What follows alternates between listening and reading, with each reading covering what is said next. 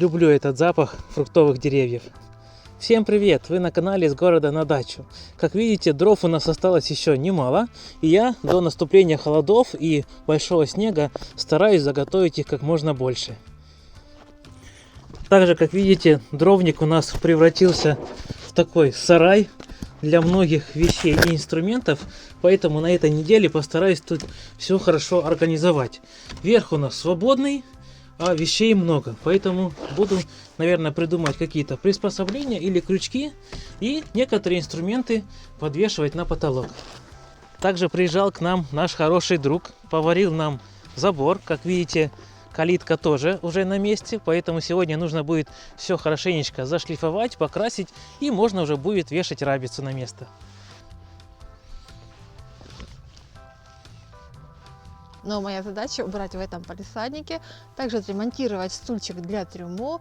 Ну и если останется время, мы приступим к разбору советской стенки, которую в будущем будем реставрировать. Так что, как видите, работы у нас немало, не будем терять времени, погнали! Альфа, ты с нами? Пошли!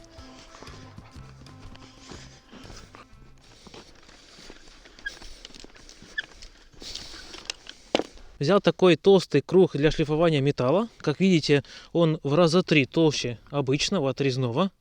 Сейчас поставлю его на место, и можно будет безопасно работать. Текс. Что такое? Не одевается. Представляете?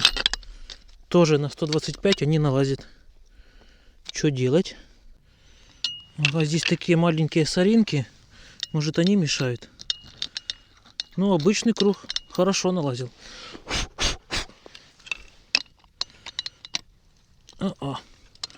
Может, нужно подстучать его? Или другой стороной идти? Или может так он и есть? Не, все получается правильно. Я шлифовать буду этой стороной. Это я, наверное, отрезной одевал неправильно.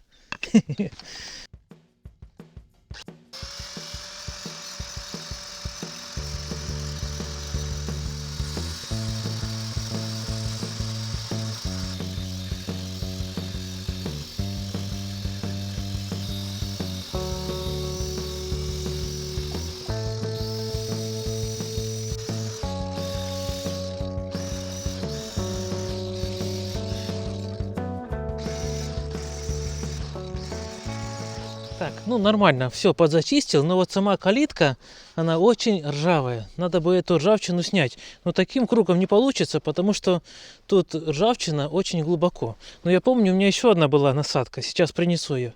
Вот такая вот насадка, щетка с проволокой. Не знаю, сейчас поставлю и посмотрим, как она будет работать.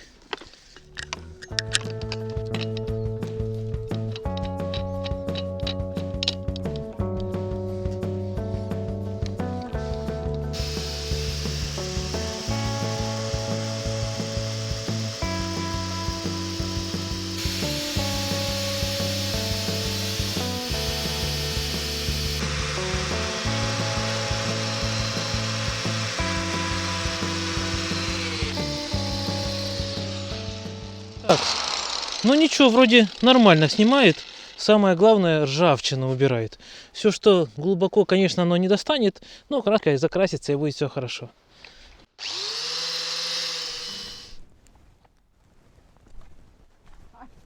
Кстати, многие из вас спрашивали про наш летний душ. Уцелел ли он после пожара? У нас летний душ и туалет, и дом, они уцелели. Они, получается, находятся на одной линии. Левая сторона построек у нас не пострадала. Как раз душ летний находится за домом. Вот. Ну, а все постройки, которые были справа, они у нас все сгорели, все пострадали после пожара. Ну, мы тоже там позднее уберем, подготовим его к зимнему сезону, закроем, у нас там яма с водой находится. Многие, кстати, спрашивают, как так получилось, что и яма с водой, и летний душ на одной территории. Если честно, мы не знаем, мы не занимались этой постройкой, прежними хозяевами так было построено. Вот, мы пока ничего не переделываем, ну, а сток с душа идет, в принципе, далеко от самой ямы. Это не колодец, это яма, в которой собирается техническая вода. Эти желтые хризантемы, они высокорослые, и каждый год их здесь так много, они так пушатся и цветут, очень классно. Ну, а в этом году вот так, все реденько. хоть мы и поливали здесь, но все-таки растениям нужен дождь. А у нас дождей не было с весны и по самую вот осень, по октябрь месяц. Так, ну я сейчас их срежу, что на следующий год они набирались сил.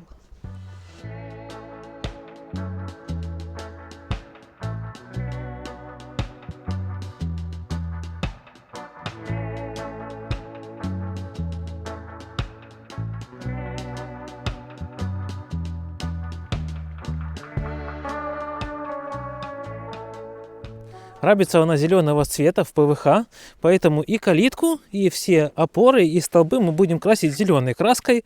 Грунт, эмаль 3 в 1 по ржавчине. Поэтому она должна хорошо держаться, хорошо и долго. Так, зелененькая, ох, яркая. Начну с верха калитки и буду опускаться вниз. Ну, вроде бы хорошо хватается. Ну, не знаю, может придется 2 слоя, может 1. Посмотрим. Она подсохнет хорошо. Ну, ложится прекрасно. Как видите, на саму калитку краска ложится очень хорошо. Ну, а на столбы, на новый металл, он немножко промасленный. Очень тонкий слой. Ложится и немного такая черноватая краска получается. Наверное, она подсохнет, и мы тогда еще 2 слой. Так что сейчас докрашу эту калитку и буду уже сами опоры, сам заборчик красить. Вообще я люблю красить, и теперь понимаю, почему Викочка это тоже любит делать. Потому что все преображается, принимает красивый вид. Все, сейчас пройдусь. Все столбы, все поперечины. Краска подсохнет, и можно будет вешать рабицу.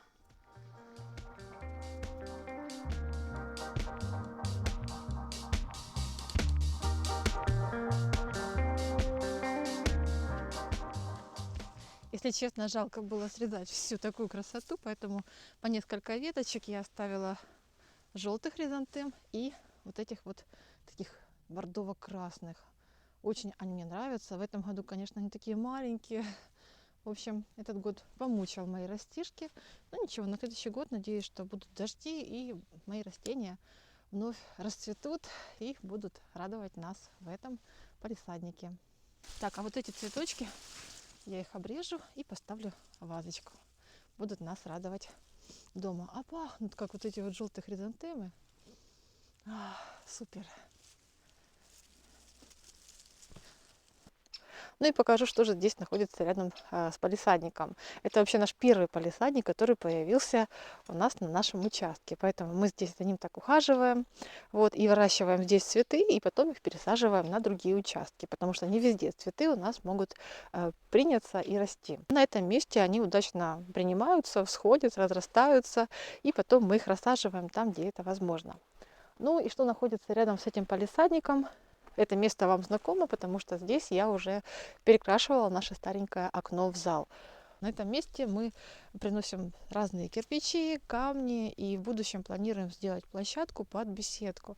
Конечно, это планировалось сделать в этом году, но у нас все пошло не так, как мы это думали. Но в планах, но планы мы не изменили, поэтому это место так и остается для беседки. Ну а как там дальше будет, уже посмотрим. Ну а пока краска на заборе и на калитке подсыхает, я перейду в наш дровник-сарай и немного в нем поработаю. С недавнего времени сюда перекочевали лестница, многие другие инструменты. Видите, все это так навалено здесь, некрасиво, поэтому хочу сегодня более-менее это все организовать и заполнить наиболее эффективно это пустое пространство.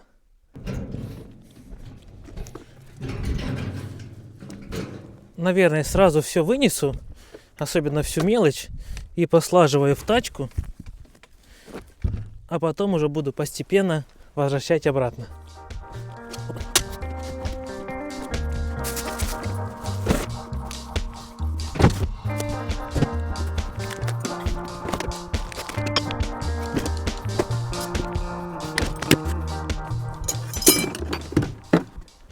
Стены в сарае у нас из листа OSB 12 мм.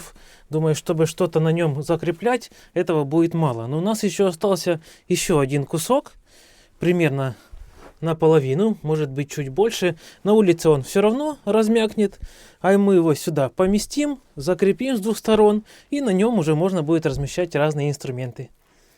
Вот этот лист, который лежит у нас на ваннах, его длина 2,44, а длина внутренней стенки сарая 2,32, поэтому немного, 12 сантиметров отрежем лобзиком и поместим на стену.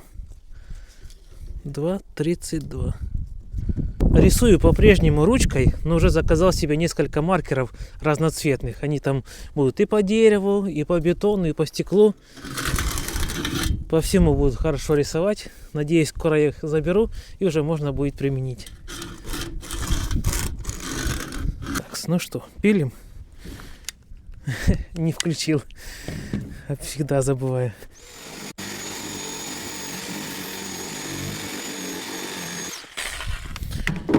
Так, есть.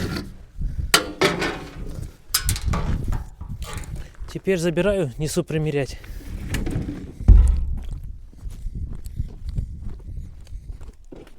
Помещаем на стену. Оп.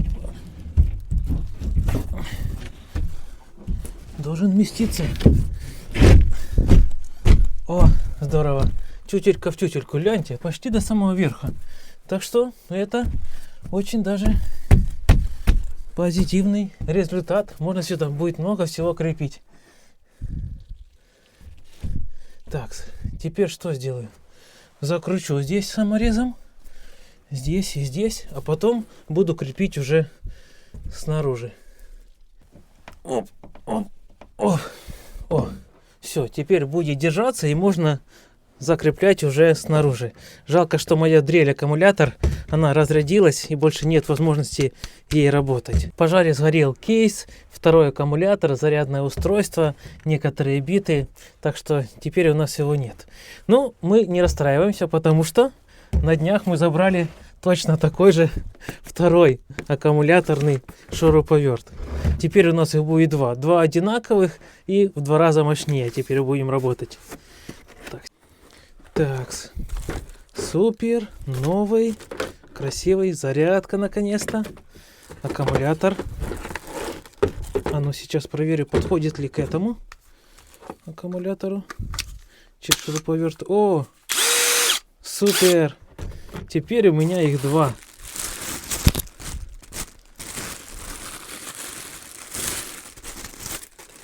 В один, например, можно будет вставлять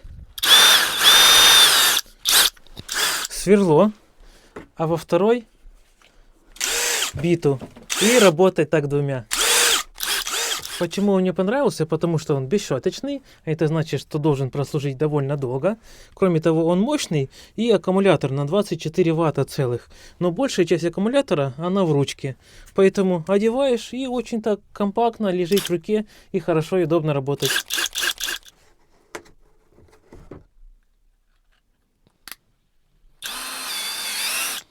Сейчас закреплю, но поскольку саморезы белые, потом их также надо будет подкрасить, чтобы они не выделялись на общем фоне стены.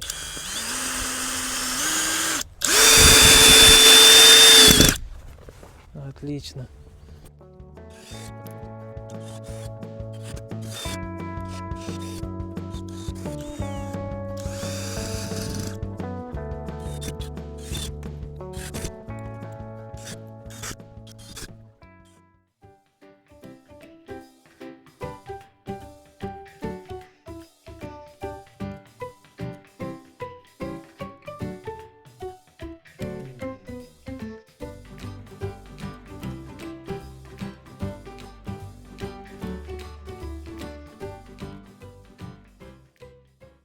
Томочка, Тома. Бежи, моя девочка. Тома. Навела порядок в палисаднике, теперь здесь так убрано, красиво. Томочка, ты пришла ко мне. Про тебя спрашивали, где ты спряталась, где мы тебя прячем. Скажи, я в домике, возле печки греюсь. Она у нас такая теплолюбивая. Если чуть холодно на улице, она только в доме будет. Ее не вытащишь на улицу. В общем, убрала я здесь на палисаднике, срезала все цветы, оставила немножко таких вот ярких для настроения цветочков и надеюсь, что зацветут еще низкорослые хризантемы. Уже начинает темнеть, поэтому я пойду в дом. В доме тоже работы хватает. Да, Тамара? Идем в дом?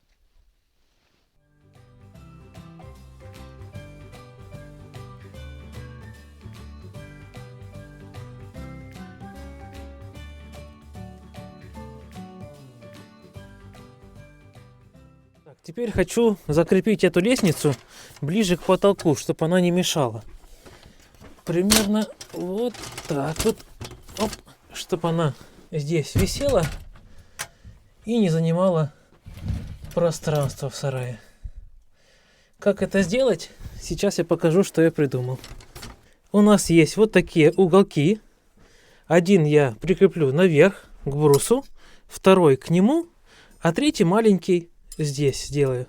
Вот так. И с помощью шпильки и болтов и гаек скреплю его. Нарежу на маленькие куски шпильку и закручу.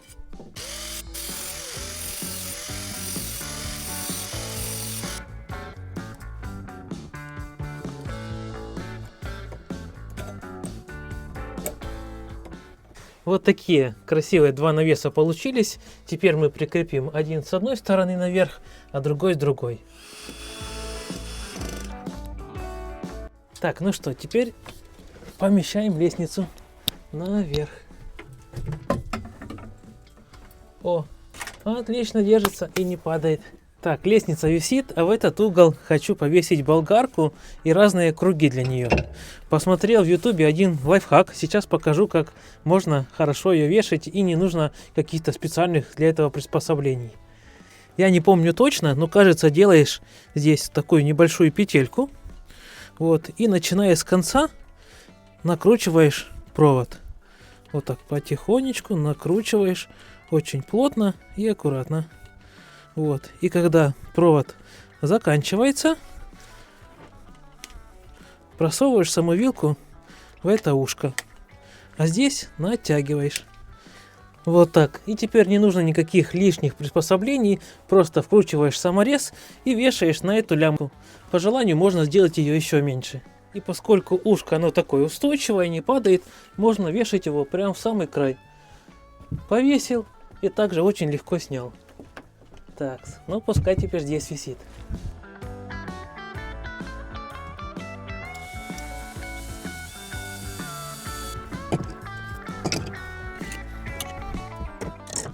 То же самое мы сделаем с электропилой. Здесь даже еще проще. Тут на ней есть специальное ушко, за которое прицепляешь, вот, и подвешиваешь. Сам крючок я сделал из старого сломанного карабина, но он для этой цели прекрасно подойдет. Оп, все, виси на месте. Еще в фикс-прайсе взял такой держатель магнитный для инструментов. Тут нарисовано прям, что можно и молотки вешать, и разные ключи. Ну не знаю, сейчас распакую и попробуем, сильно его или не очень. Ну что-то мне терзает смутные сомнения.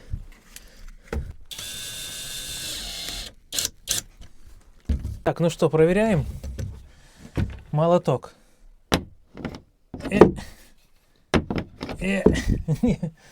Молоток не висит. Хотя в нем 7 унций всего лишь. А ну, секатор железный. Но где-то со скрипом. Да, нужно на самое ровное место. О, это висит. Но скорее всего это больше для таких приспособлений, как типа мастерки. Вот, всякие шпатели. Это висит хорошо. И то, это даже может быть нержавейка. Не прицепляет. Ну, а железные хорошо, видите? Ну, как бы такое. Вроде бы магнитит, но очень слабенько. Может, какие-то ножи, вилки на кухне вешать. Ну, или такие маленькие инструменты, не тяжелые. Ну, а теперь повесим все остальное. Сколько влезет.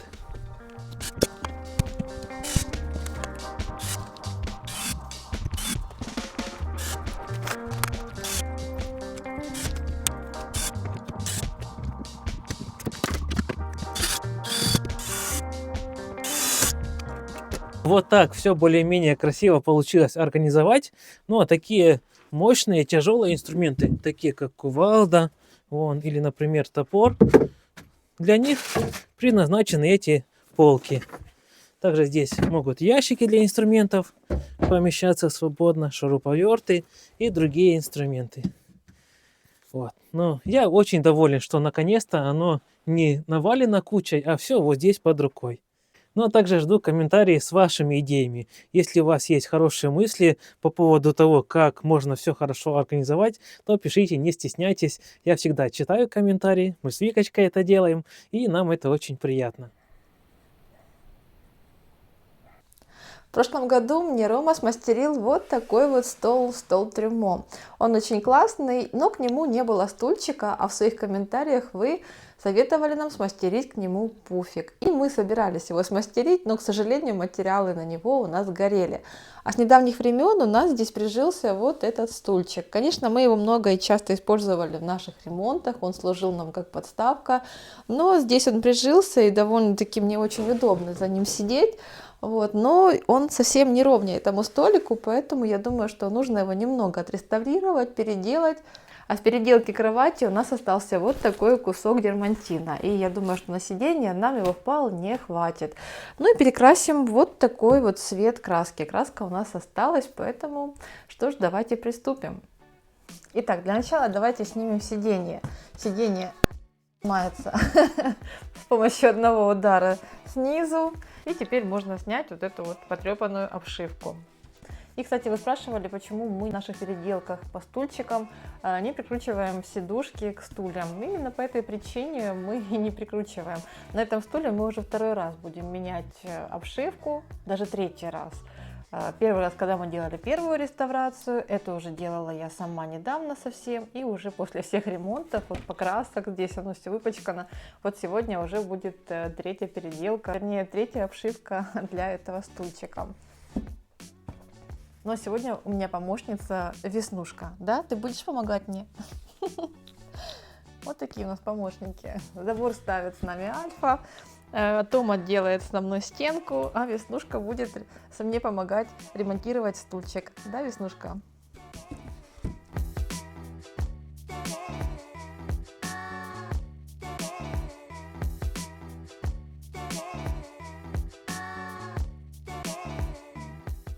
Так, а здесь у нас обивка номер 1. Мы сейчас тоже ее полностью уберем. Да, она уже не подойдет.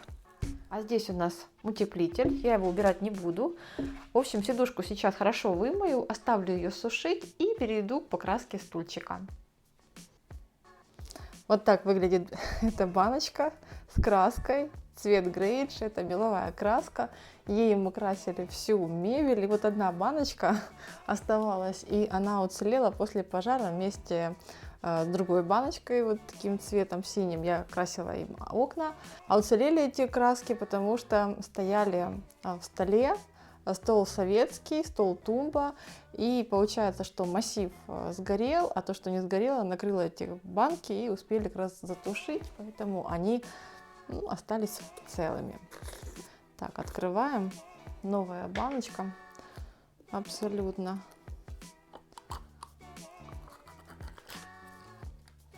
Кстати, ее напарница ее конкретно так исказила, но краска осталась целой. А здесь банка прям вот только что обгоревший вид имеет. Краска прекрасно ложится. Я кисточку немного смочила, потому что это густые краски, и их можно немного разбавить водой. Но я обычно макаю кисточку в воду и потом беру краску и окрашиваю. Отлично.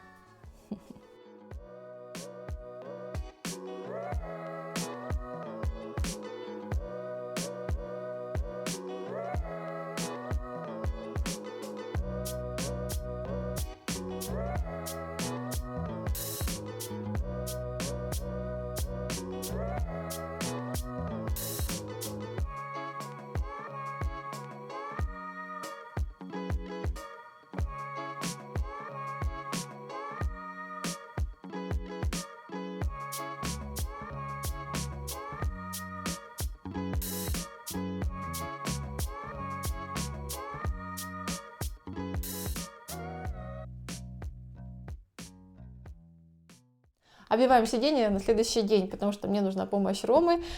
И я, как всегда, не ищу легких путей, потому что хочу обивку оббить не степлером, а декоративными гвоздиками. Да, вот они, Нашел? декоративные гвоздики. Да, но они такие, кстати, длинные очень. И будут просачиваться сквозь сидушку. Поэтому я сейчас возьму кусачки и подрежу эти гвоздики напополам. Пойду это на улицу сделаю. Хорошо. И сейчас быстренько Придумала вернусь. тебе работу.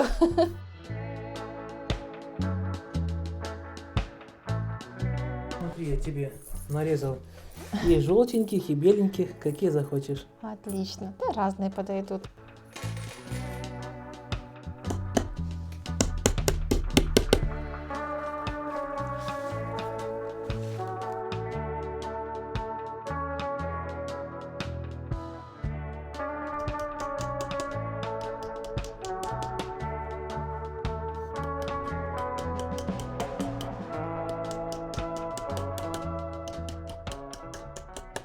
Вот такое получилось у нас сиденье, такое немного брутальное, по-королевски. И сейчас мы его примерим на наш стульчик. Так. Та-дам! Супер! Теперь этот стульчик идеально подходит к моему туалетному столику. Так, а ну, попробую. Красота! Ну что ж, этот стульчик прекрасно вписывается в интерьер и дизайн нашей спальни. Ну, а также и мне будет приятно на нем по утрам наводить марафет. Иди сюда. Иди. Да, вместе будем наводить марафет. Мор.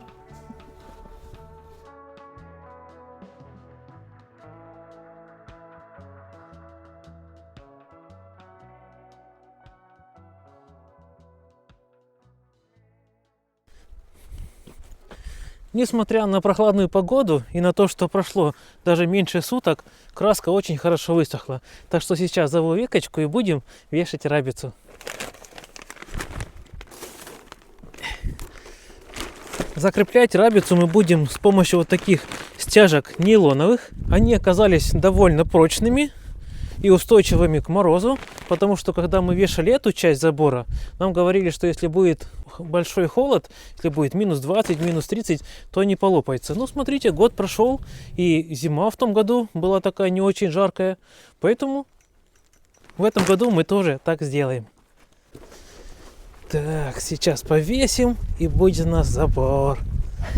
Да? Ну, хоть какая-то часть. Ну, хоть еще метров 20 добавится.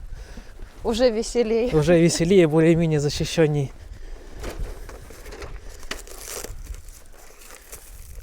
Ага. Так, и здесь еще альфа. Все Альфа. помогают нам, да? Да. Помощники.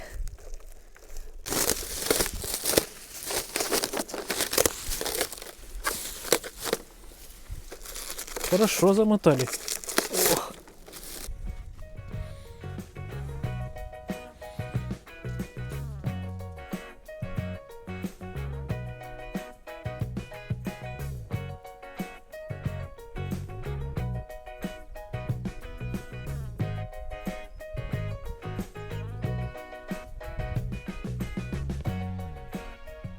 Сейчас самое интересное.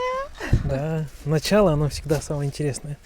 Так, нужно еще выравнивать. Видишь, оно где-то опустилось Будем вниз, а где-то поднялось перекручивать, вверх. да? Да, давай я немножко размотаю пару метров. И как раз будем перекручивать. Вспомнить, как и бы задевать. его. Правильно. Так, сейчас. Оп, О. оп, оп. Так, смотри. Так, и теперь вот это. Оп. Все. Остальные идут в нормальном ритме. Да, Можем позакрепляем. начинать. Мгм. Каждый, чтоб был зацеплен, да? Да, и Все, натянем. отлично. Так. Давай, ты будешь придерживать, а я Давай. заклацывать. Мгм. Давай, наверное, вот так вот. С вот этих. На А, другую мы сторону. можем здесь сделать из двух. Она будет длиннее. Да, мы так и На эту? делали. Мгм. Мы так и в прошлый раз делали. Ага. Так, давай еще. Держи. Через сколько? Через 5-6, да? Ну давай, Раз, да, она два. мелкая. 3, 4, 5, 6. Вот так. 100 штук мы взяли. Мгм. Ну, должно хватить. Все, что не хватит, будем докупать. О, отлично. Так. И внизу также давай сразу. Держи 2 штучки.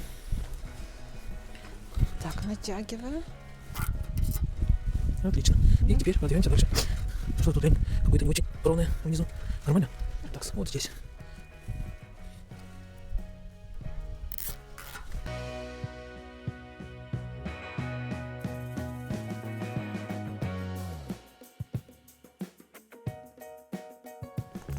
Так, Альфуша, ты нам помогаешь, да?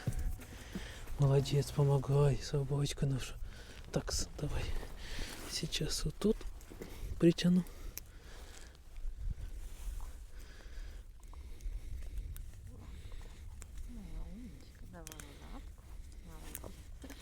И персик нам лезет.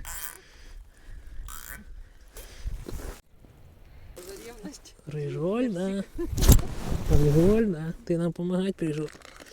Как, ровно? Нормально? Что вы тут делали? Скажи, как я теперь буду тут бегать? Не пролезу маленькие дырочки. Альфа тоже такая, поднимает дырочка.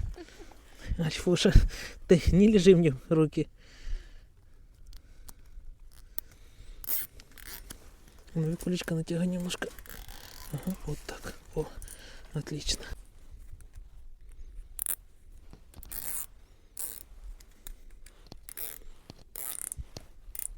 Ну, а мы плавно переходим к переделке и реставрации вот этой старенькой советской стенки.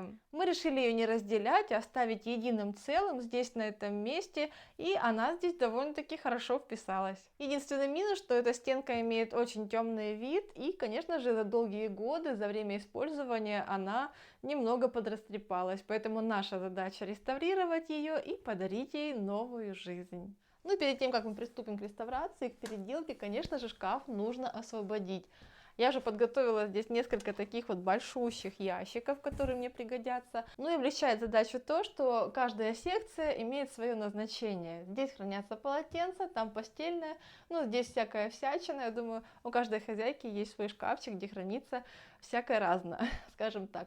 Здесь у нас аптечка, там материалы для шитья, а там все у меня хранилось для огорода, плюс некоторые травы, которые я собирала, тоже там в отдельной полочке. Поэтому мы сейчас освободим каждый шкафчик в такие большие ящики.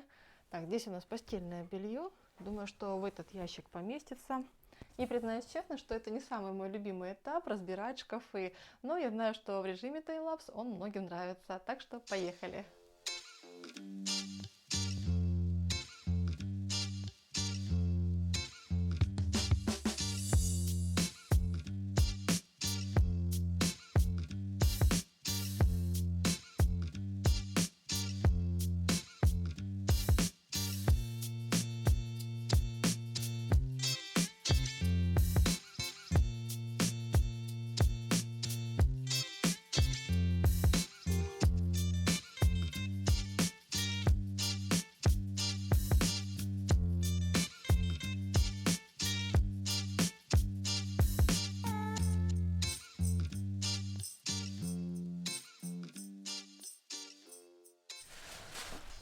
Фух, закончилась разгрузка этой стенки.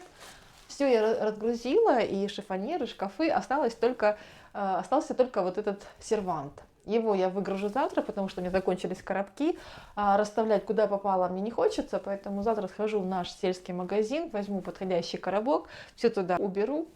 И все, разгрузочные работы будут вполне окончены. В общем, у меня осталось еще немного времени, поэтому я хочу сейчас снять вот эту фурнитуру. Она нам в этой переделке, она нам не нужна, поэтому кое-где она уже поотвалилась, и я хочу полностью ее снять. Ну, сколько успею, столько успею. Поехали. Взяла очень тонкую отвертку. Знаете, кое-где она прям отлетает, эта фурнитура, или как сказать, детальки вот, прям хорошо отходят. А кое-где прям надо помучиться, чтобы их выколупать. Ой. Ой, она совсем уже такая, вы знаете, старенькая и аж рассыпается. Это пластмасс, походу, и он прям просится, чтобы его отсюда сняли. Ну, и нам он в этой переделке и не нужен. Была бы у нас мастерская, конечно, все эти грязные работы было бы лучше делать там. Мы бы сняли все эти дверцы. Ну, нет мастерской, поэтому берем стульчик и работаем под потолком, в буквальном смысле слова. Ну, а эти дырочки я потом уберу и зашпаклюю.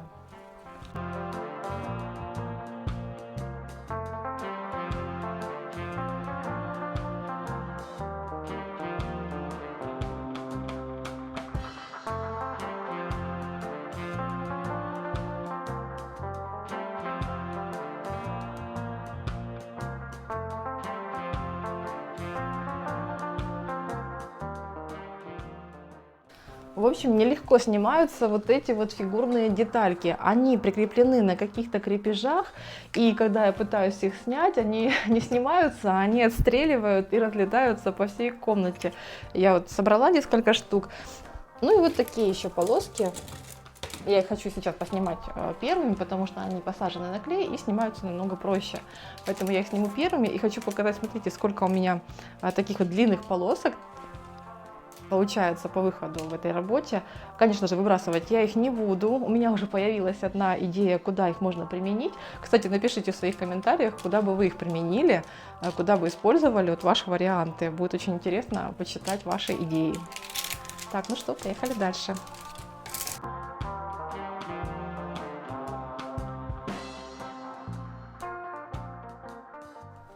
Так, ну все, справилась я с фурнитурой, все сняла, кроме ручек, конечно. Что касается ручек, ручки, конечно, мне очень нравятся, но мы не знаем, будем мы их заменять на другие или нет. В общем, у нас есть пока еще время подумать. А так, конечно, я бы их оставила. Ну, напишите в комментариях свое мнение по этому поводу. В общем, все, осталось мне здесь все это вымыть, подготовить. Ну, это уже будем показывать в следующих видео. Но сейчас можно пойти отдохнуть. Ну что, сетку повесили. Осталось теперь, чтобы она красиво выглядела, поотрезать эти все белые лястики.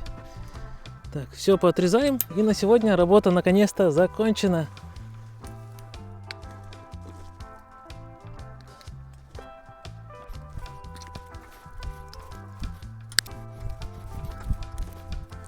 Так, ну что, мы как раз за неделю управились, стульчик отремонтировали, переделку у стенки начали и даже сетку натянули. Так что мы с тобой молодцы. Это точно. Ну, на этом работы у нас не закончены, продолжение следует. Ну, а видео на сегодня мы будем заканчивать. Да, ждем ваших лайков и хороших комментариев. Всего доброго. До новых встреч. Пока-пока. Пока.